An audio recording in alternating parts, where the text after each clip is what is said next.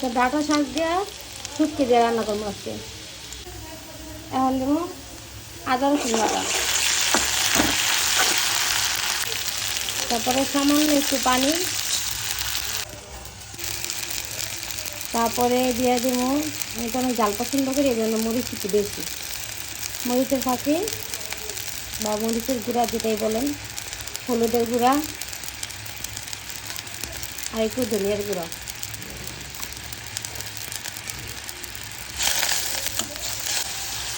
এই যে কষানো শেষ, এরপর দিয়ে দেবো শুটকি। আপনাদের বাসায় এটা কি শুটকি বলে? আমরা তো বলি বাচ্চাটা শুটকি। এখন দিয়ে দিলাম আলু, এখন দিয়ে দিচ্ছি ধুইয়া পরিষ্কার করে ডাঁটা শাক। এই তো আমার তরকারি রান্না শেষ। দেখতে যেমন সুন্দর লাগতেছে, খাইতেও মনে হয় ভালো লাগবে।